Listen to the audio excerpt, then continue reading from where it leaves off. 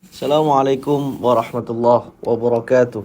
Waalaikumsalam warahmatullahi wabarakatuh. Bismillah, alhamdulillah, wassalatu wassalamu ala rasulillah wa alihi wa sahbihi wa mawalah wa la hawla wa la quwwata illa billah amma ba'd. Allahumma ja'al ayyamana ayyama rasulillah wa layalana layala rasulillah. Allahumma ja'al sabahana sabahas salihin wa masa'ana masa'as salihin wa alhiqna bis salihin. Allahumma inna nas'aluka ilman la yunsa, ilman nafi'an mubarakan fih. Allahumma faqihna fid din wa 'allimna at-ta'wil. Allahumma arina al-haqqa haqqan warzuqna ittiba'ah wa arina al-batila batila warzuqna ijtinabah. Allahumma ja'alna mimman yastami'una al-qawla fattabi'una ahsana wa sallallahu ala nabiyyina Muhammad wa ala alihi wa sahbihi wa sallam walhamdulillahi rabbil alamin. Baik, mitra muslim, kita kembali lagi masih bersama Abdullah bin Mas'ud, sahabat muda Rasulullah sallallahu alaihi wasallam yang mempunyai latar belakang sebagai pengembala kambing, lalu bisa diubah oleh Rasulullah sallallahu alaihi wasallam masa depan dia dengan sangat gemilang sehingga menjadi guru besar, pakar di bidang Al-Qur'an, hadis dan juga fikih. Dua pekan yang lalu sudah kita bahas tentang Abdullah bin Mas'ud, bagaimana dia datang ke Mekah, kemudian dia bergabung dengan barisan as-sabiqun al-awwalun untuk memeluk agama Islam. Dia juga menemani Rasulullah sallallahu alaihi wasallam semasa beliau dakwah di Mekah, dan sampailah kita di periode Abdullah bin Mas'ud ketika di Madinah. Ketika di Madinah ini Rasulullah sallallahu alaihi wasallam melakukan beberapa langkah yang konkret ya ketika sampai di Madinah. Selain membangun Masjid Nabawi dan membuat sebuah undang-undang atau yang sering kita sebut sebagai Piagam Madinah, Rasulullah juga melakukan al-mu'akhah bainal muhajirin wal ansar. Rasulullah itu mempersaudarakan antara orang-orang yang baru datang dari Mekah ke Madinah, yaitu sahabat muhajirin, dan orang-orang penduduk asli Madinah, yaitu sahabat ansar.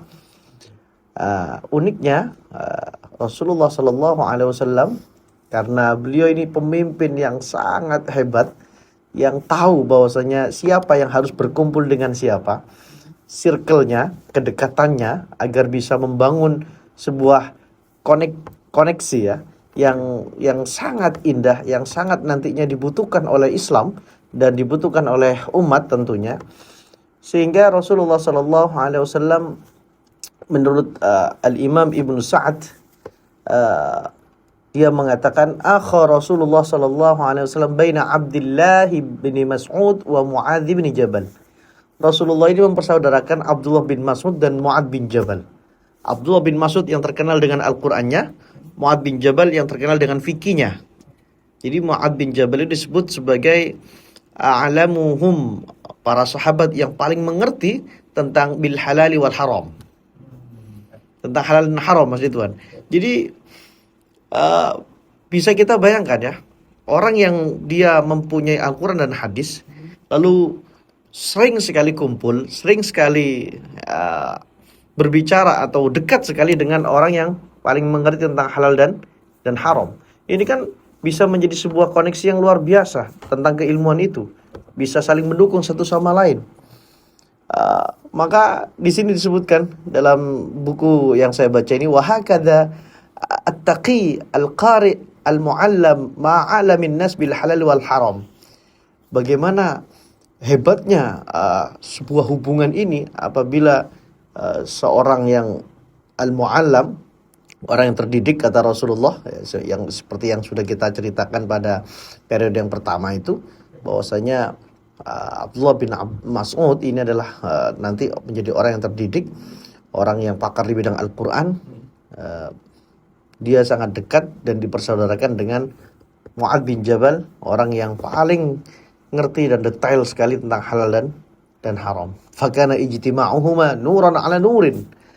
Maka keduanya ini menjadi sebuah cahaya. Hubungan keduanya ini bisa menjadi cahaya yang sangat luar biasa. Keduanya saling menghargai dan menghormati. Bahkan Muadz bin Jabal berwasiat kepada murid-muridnya bahwasanya bergurulah kepada Abdullah bin Mas'ud, dan Abdullah bin Mas'ud juga sering sekali memuji dan mengapresiasi keilmuan Mu'adz bin Jabal. Ada pendapat yang lain juga bahwa ketika di Madinah ini tidak hanya muhajirin dan ansar yang dipersaudarakan oleh Rasulullah, bahkan muhajirin dan muhajirin itu juga dipersaudarakan oleh Rasulullah Sallallahu Alaihi Wasallam, sehingga ada pendapat yang mengatakan bahwasanya Rasulullah mempersaudarakan antara Abdullah bin Mas'ud dan Zubair bin Awam. Kita tahu Zubair bin Awam adalah kalau dilihat dari silsilah ibu, Awam itu merupakan saudara dari Siti Khadijah, Awam bin Khuwailid.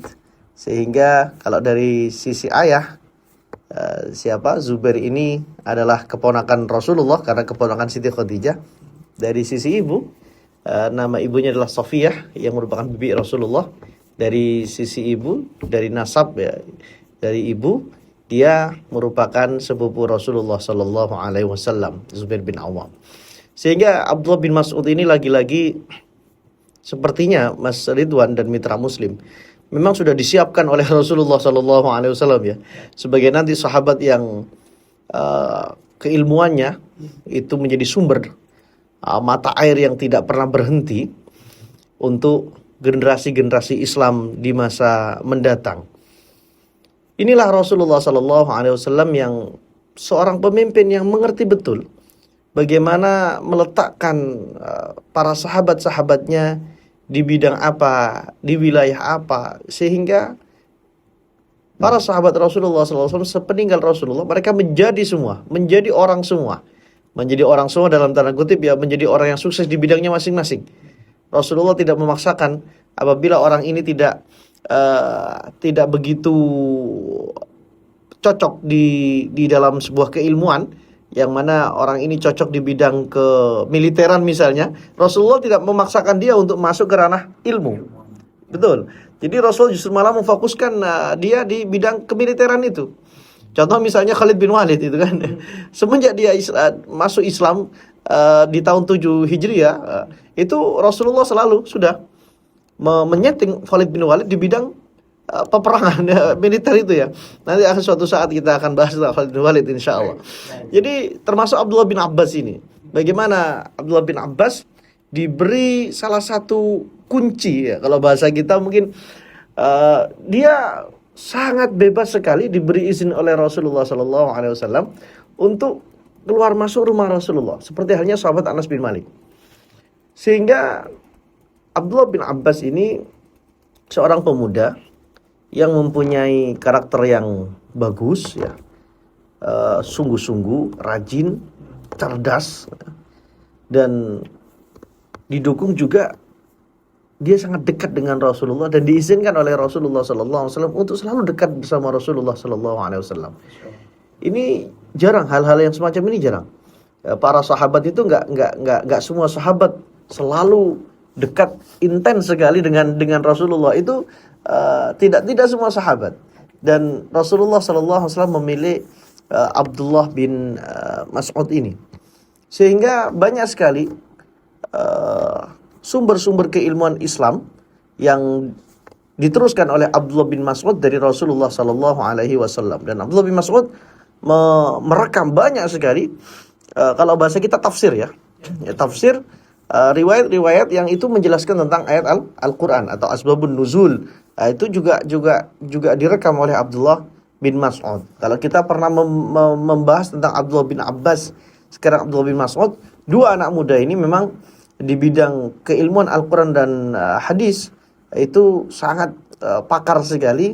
Dan inilah Mas Ridwan dan mitra Muslim, jangan pernah remehkan anak muda, jangan pernah remehkan pemuda.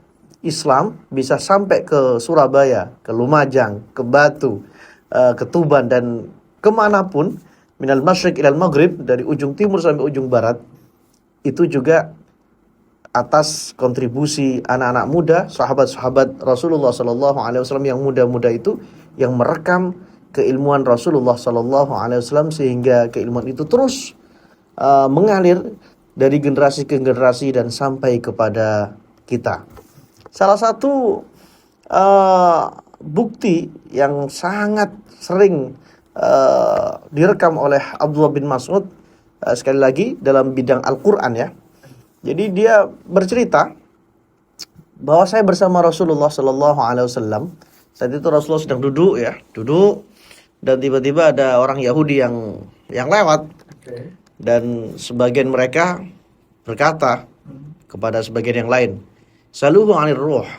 Coba tanya kepada Muhammad itu tentang roh. Pasti dia tidak bisa menjawab, itu kan. Jadi memang orang Yahudi ini sering sekali bertanya kepada Rasulullah pertanyaan-pertanyaan yang sulit, yang tidak bisa dijawab, yang seakan-akan mereka itu memastikan bahwasanya Rasulullah tidak bisa menjawab, itu loh. Banyak sekali pertanyaan-pertanyaan. Ternyata ya Rasulullah bisa menjawab, itu loh. Pertanyaan-pertanyaan apapun itu dijawab oleh Rasulullah. Bahkan salah satu faktor yang membuat hidayah Allah turun kepada seorang Yahudi, dia pendeta ya, tokoh keilmuan Yahudi bernama Abdullah bin Salam, itu karena dia bertanya tentang keilmuan yang sangat detail yang sekiranya Rasulullah tidak bisa menjawab, dan ternyata bisa menjawab, dan itu benar, sehingga dia masuk Islam akhirnya.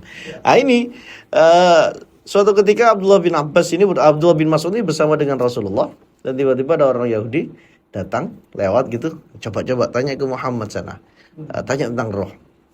Pasti dia tidak bisa.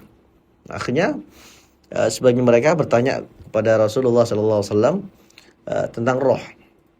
Rasulullah tidak menjawab. Ya. Fa'amsakan Nabi sallallahu alaihi wasallam falam yarudda alaihim syai'an. Rasulullah tidak menjawab sama sekali, dan kata Abdullah bin Mas'ud, fa'alimtu annahu yuha ilaihi. Saya tahu bahwasanya Rasul tidak menjawab, diam dan menundukkan mata beliau, memejamkan mata beliau, menundukkan kepala beliau, bahwasanya beliau sedang diberi wahyu oleh Allah Subhanahu wa taala. Dan ternyata betul, turunlah wa yas'alunaka 'anir ruh qulir ruhu min amri rabbi wa ma utitum minal ilmi illa qalila. Jadi roh itu urusan Tuhanku, dan kita ini tidak diberi keilmuan tentang roh kecualinya sedikit, dan sedikit itu ternyata banyak sekali, bukan prediksi ya, tapi itu adalah isyarah. Rasulullah itu sering sekali berbicara tentang roh dalam artian kehidupan sahabat. Oh, nanti kamu meninggal seperti ini, kamu tidak meninggal kok, kamu masih umur panjang, nanti kamu meninggal setelah ini, dan itu terjadi betul semua. Banyak sekali kisah-kisah semacam itu, yang itu bukan prediksi Rasulullah, tapi itu isyarah dari Allah Subhanahu wa taala kepada Rasulullah sallallahu alaihi wasallam untuk diteruskan kepada para sahabat, dan ternyata betul. Termasuk misalnya ketika peristiwa Badar ya, Rasulullah itu menunjuk ini nanti posisinya di sini, dan nanti dia mati di sini, dan itu betul semua. Dan itu juga diriwayatkan oleh Abdullah bin Mas'ud. Ternyata Rasulullah semalam ngomong seperti itu, betul semua. Jadi ini bukti bahwasanya wa ma utitu minal ilmi illa qalila, tentang roh itu memang manusia tidak diberi pengetahuan oleh Allah tentang roh kecuali sedikit, dan tentu pengetahuan meskipun sedikit itu orang yang paling tahu tentang roh ya manusia itu ya Rasulullah sallallahu alaihi wasallam. Ini kita berbicara tentang pengetahuan Al-Qur'an Abdullah bin Mas'ud, tentang salah satu tentang asbabun nuzul ya. Terus juga tentang cara baca Al-Qur'an, Mas Ridwan. Abdullah bin Mas'ud itu tidak hanya hafal ya. Walam yaktafi bil hifdzi anhu sallallahu alaihi wasallam, bal kana yaqra'u alaihi liyata'akkada min sihhati hifdzihi, wa idza akhta'a raddahu an-nabiyyu lis-shawabi, wa hadha ma haddatha bihi an nafsihi, faqala qara'tu 'ala an-nabiy fahal min mudzakir, faqala an-nabiy sallallahu alaihi wasallam fahal min mudzakir. Jadi Abdullah bin Mas'ud itu tidak hanya hafal Al-Quran, tapi beliau membaca di hadapan Rasulullah. Jadi kalau bahasa sekarang itu setoran kepada Rasulullah ya. Tidak hanya menghafalkan saja, tapi juga setoran ke Rasulullah. Agar apa? Agar dikoreksi kalau misalnya memang bacaannya itu keliru. Contoh misalnya, Abdullah bin Mas'ud bercerita bahwasanya saya membaca di hadapan Rasulullah itu fahal mim mudzakir. Fahal mim mudzakir pakai zal titik ya. Kemudian Rasulullah membenarkan bacaan Abdullah bin Mas'ud itu adalah fahal mim mudzakir pakai dal tasydid. Kalau tadi kan bacaan Abdullah bin Mas'ud fahal mim mudzakir, ternyata diluruskan oleh Rasulullah sallallahu alaihi wasallam fahal mim mudzakir. Jadi luar biasa hafalan Abdullah bin Mas'ud ini, dan beliau mengaku karena saking mulazamah dengan Rasulullah, saking intens sekali, apa bahasanya Mas Rito tadi, intimate apa yang Intim, Ustaz, ya. ya sangat dekat sekali. Ya, chemistry-nya dapat lah ya. Chemistry-nya dapat, apanya dapat, pokoknya sudah Rasulullah juga cocok dengan dia. Oke. Ini saking dekatnya dia dengan Rasulullah SAW sampai dia mengatakan seperti ini. Wallahi laqad akhadtu min fi Rasulillah sallallahu alaihi wasallam bid'an wa sab'ina suratan. Wallahi laqad alima ashabun Nabi sallallahu alaihi wasallam anni min a'lamihim bi kitabillah wa ma ana bi khairihim. Saya ini langsung mengambil Al-Qur'an itu dari lisan Rasulullah sallallahu alaihi wasallam 70 sekian surat langsung. Jadi tidak melalui sahabat siapapun, tapi langsung dari Rasulullah. Dan para sahabat Nabi itu tahu dan mengakui kok bahwasanya saya ini yang paling alim tentang Al-Qur'an. Dan saya bukan yang paling baik, bukan yang terbaik di antara mereka, tidak. Jadi ini sebuah pengakuan sendiri dari Abdullah bin Mas'ud, karena Abdullah bin Mas'ud ini juga membaca, diperintahkan oleh Rasulullah SAW membaca Al-Quran, dan Rasulullah mendengarkannya. Dia bercerita, qala li Rasulullah SAW, suatu ketika Rasulullah itu kemudian berbicara kepadaku, memerintahkanku, iqra' alayya, baca Quran, saya pengen mendengarkan Al-Quran. Jadi Rasulullah itu tidak hanya ingin didengarkan saja bacaannya, tapi Rasulullah juga ingin mendengar bacaan Al-Quran. Nah, Abdullah bin Mas'ud kemudian menyanggah itu. Aqra'u alaik wa alaika unzil. Bagaimana aku membacakan Al-Quran untuk engkau wahai Rasul, di hadapanmu wahai Rasul, sedangkan Al-Quran itu turun kepadamu. Qala, kata Rasulullah, ini ashtahi an asma'ahu min ghairi. Enggak, tapi saya senang mendengar Al-Quran dari selainku itu. Jadi Rasulullah itu sosok yang sangat tawadhu, sosok yang sangat luar biasa.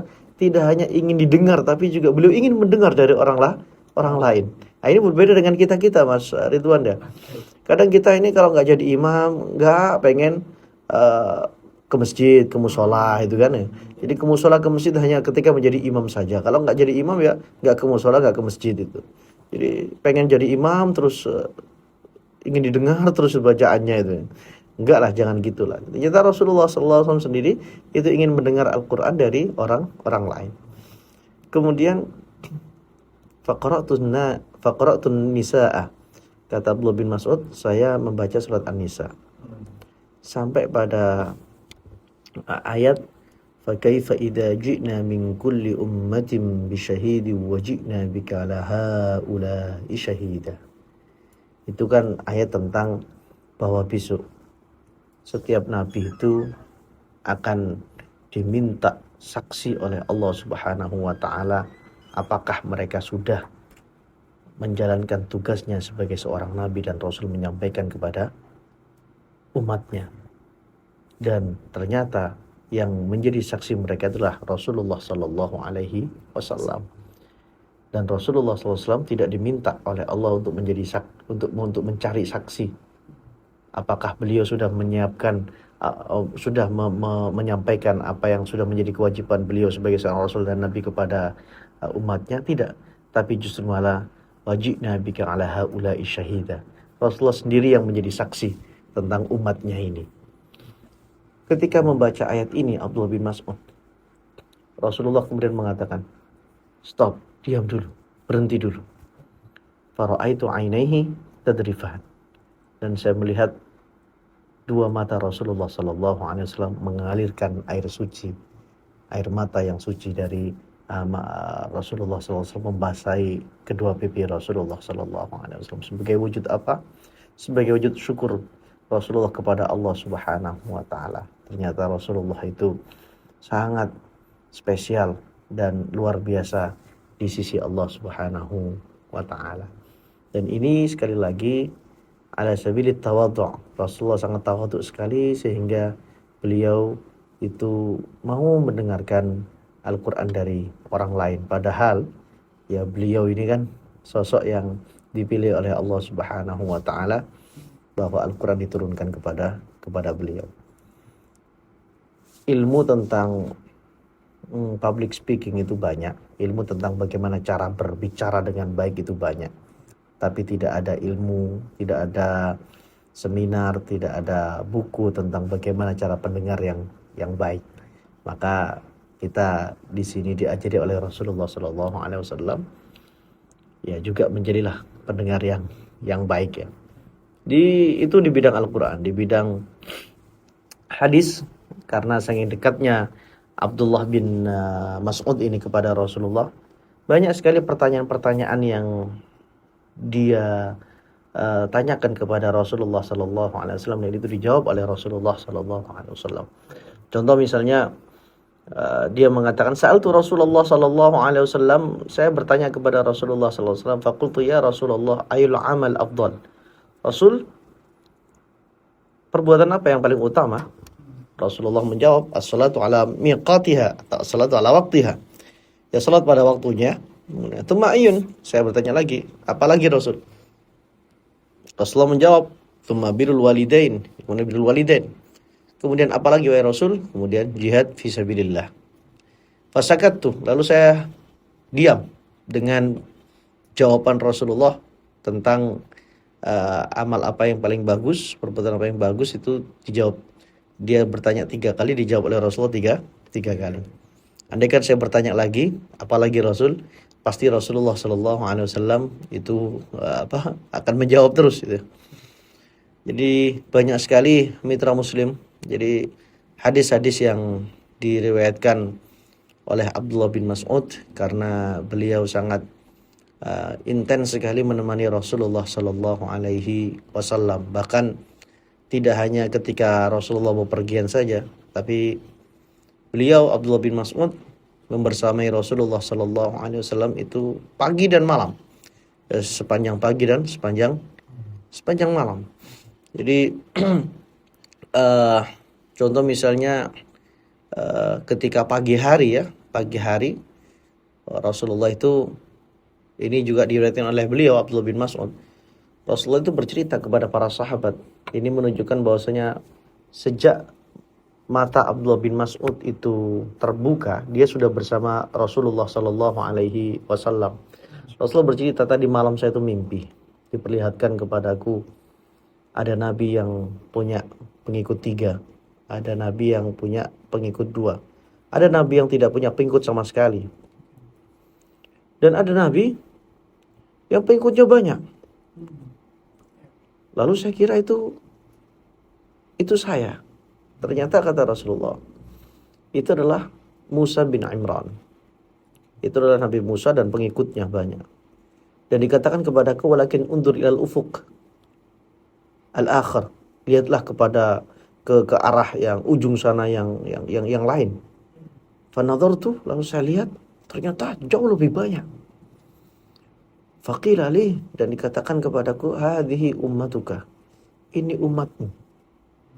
Kata Rasulullah, ternyata umatku jauh lebih banyak daripada umat Nabi Musa ketika di surga itu. Dan kemudian saya ridha dengan itu, wahai Allah. Ya, Rasulullah kemudian senang dengan itu.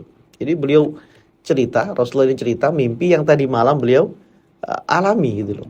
Jadi kan pagi kan, tentunya kan pagi itu. Dan kemudian Rasulullah meneruskan ceritanya itu, itulah umatku yang masuk surga tanpa hisab. Ya, mereka adalah 70.000, sab'ina alfan yadkhuluna al-jannata bighairi hisab. Mereka lah 70.000 umatku yang masuk surga tanpa hisab. Langsung kemudian Ukasha bin Mihsan ya, yaitu berdiri dan mengatakan, Rasul, ud'ullaha li an yaj'alani minhum. Ya Nabi Allah, ud'ullaha an yaj'alani minhum. Rasul, tolong doakan agar saya termasuk dari mereka itu. Anta minhum ya Ukasha. Kamu juga ya Ukasha, kamu termasuk dari mereka wahai Ukasha. Kemudian datanglah sahabat lagi berdiri, Rasul, saya juga Rasul. Rasul menjawab, sabaqaka biha Ukasha. Sudah didahului Ukasha kamu itu ya Rasul. Nah, ini diceritakan oleh Abdullah bin Mas'ud, sehingga pagi pun ya itu dia sudah bersama Rasulullah. Bahkan malam juga seperti itu. Salat malam dia tuh paling tahu tentang sholatnya Rasulullah SAW. Jadi banyak hadis-hadis mitra Muslim tentang sholat itu diriwayatkan oleh Abdullah bin Mas'ud, bahwa dia pernah mengatakan anna Rasulullah sallallahu alaihi wasallam kana yusallim an yaminihi, assalamu alaikum warahmatullahi, hatta yura bayadu khaddihi al-ayman, wa an yasarihi, assalamu alaikum warahmatullahi, hatta yura bayadu khaddihi al-aysar.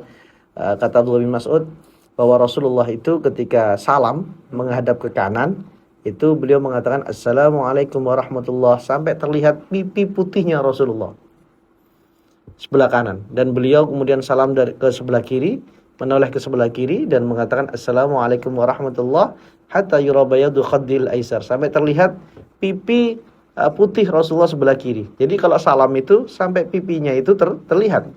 Jadi jangan salam minimalis. Kan ada itu Mas Ridwan ya. Iya, ada. Jadi ada orang-orang yang salamnya minimalis. Assalamualaikum warahmatullahi. Assalamualaikum warahmatullahi. Itu kan salam minimalis. Jadi kalau sesuai dengan hadis Abdullah bin Mas'ud ini, sampai terlihat pipi ya. Jadi sampai terlihat pipi. Jadi banyak sekali hadis-hadis tentang Rasulullah SAW, salat Rasulullah Sallallahu Alaihi Wasallam. Juga Abdullah bin Mas'ud pernah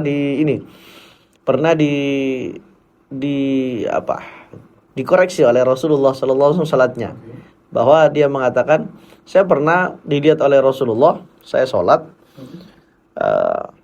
fawada'tu shimali ala yamini fis shalah, saya letakkan tangan kiri saya di atas tangan kanan. Jadi dia salat tangan kanan dulu, gini. Tangan kirinya di atas tangan kanan ya, ketika bahasanya ini sedekap ya, setelah takbir itu ya, setelah takbiratul ihram ya, dia letakkan tangan kirinya di atas tangan kanan. Kemudian Rasulullah ternyata merevisi kesalahan saya itu, meluruskan ya, membenarkan, fa akhadha bi yamini fa wada'aha ala shimali. Rasulullah kemudian mengambil tangan kananku dan diletakkan di atas tangan kiriku. Ini Abdullah bin Mas'ud yang ketika sholat kemudian dibenarkan oleh Rasulullah, sehingga Rasulullah meletakkan tangan kanan Abdullah bin Mas'ud itu di atas tangan kiri Abdullah bin Mas'ud ketika takbir seperti ini, ketika dia berdiri sedekap. Dan Abdullah bin Mas'ud sholat malam pun juga bersama Rasulullah. Dia pernah menyaksikan bagaimana sholat malam Rasulullah yang sangat dan begitu panjang. Kalau dalam hadis yang lain itu juga diceritakan oleh sahabat Hudzaifah ibnul Yaman. Suatu ketika Rasulullah itu sholat malam di Masjid Nabawi, kemudian ada sahabat yang ikut, termasuk Abdullah bin Mas'ud ini, termasuk Hudzaifah ibnul Yaman ini. Ketika rakaat pertama setelah Al-Fatihah, Rasulullah membaca Al-Baqarah. Kata Hudzaifah ibnul Yaman, ya saya kira Rasulullah baca 100 ayat. Ternyata tidak, lanjut 100 ayat itu sampai selesai Al-Baqarah. Saya kira, kata Hudzaifah bin Yaman, saya kira Rasulullah itu paling Al-Baqarah selesai Rasulullah ruku. Ternyata tidak, lanjut An-Nisa. Setelah An-Nisa ternyata balik lagi ke Ali Imran sampai selesai Ali Imran. Berarti Rasulullah merampungkan rakaat pertama itu, merampungkan setelah Al-Fatihah. Ini sholat malamnya Rasulullah ya. Selesai rakaat pertama itu Rasulullah berarti selesai membaca Al-Fatihah, beliau total ya, keseluruhan membaca surat Al-Baqarah, Ali Imran dan An-Nisa. Kalau di total semuanya itu 5 juz 1/4. Dan kata Hudzaifah ibnul Yaman, Rasulullah bacanya itu pelan-pelan. Bukan bacanya Bismillahirrahmanirrahim, alif lam mim, dzalikal kitabul la raiba fihi hudal lil muttaqin. Tidak, tapi pelan-pelan. Pelan-pelan. Bisa kita bayangkan itu ya, berapa lamanya. Berapa lamanya. Makanya Abdullah bin Mas'ud ini pernah kemudian mengenang momentum itu dan menceritakan kepada murid-muridnya, santri-santrinya. Dia mengatakan, "Shallaitu ma'an nabi dzata lailatin." Suatu malam saya itu ikut sholat malam bersama Rasulullah. Falam yazal qa'iman. Rasulullah itu berdirinya kuat sekali. Hatta hamamtu bi amrin su. Sampai saya punya pikiran buruk. Sampai saya itu punya niatan buruk. Kemudian santri-santrinya bertanya, murid-muridnya bertanya, "Wa ma hamamta bihi?" Apa yang kamu inginkan, apa yang kamu niatkan, apa yang kamu pikirkan dengan keburukan itu wahai guru? Kemudian Abdullah bin Mas'ud menjawab, "Hamamtu an ajlisa wa ada'ahu." Saya itu waktu sholat bersama Rasulullah, saking kuatnya Rasulullah berdiri, sampai-sampai saya punya niatan jelek. Apa niatan jelek itu? Ketika ditanya, ya saya pengen duduk dan nggak lagi sholat sama Rasulullah. Maksudnya dia duduk terus udah saya mufaroqah lah bahasa kita itu ya. Jadi sampai seperti itu. Dan dia sampai nggak kuat. Itu bayangkan Abdullah bin Mas'ud yang jauh lebih muda daripada Rasulullah Sallallahu Alaihi Wasallam ya. Jadi ini mitra Muslim, salah satu beberapa kenangan-kenangan Abdullah bin Mas'ud yang menunjukkan bahwasanya begitu intensnya dia bersama Rasulullah Sallallahu Alaihi Wasallam. Bagaimana kisah-kisah yang berikutnya? Jangan kemana-mana, insya Allah kita akan lanjutkan. Baik, Masya Allah, luar biasa ya Ustaz ya. Jadi tadi sudah kita dengarkan bersama mitra Muslim kisah Abdullah bin Mas'ud yang tentunya di bagian ketiga.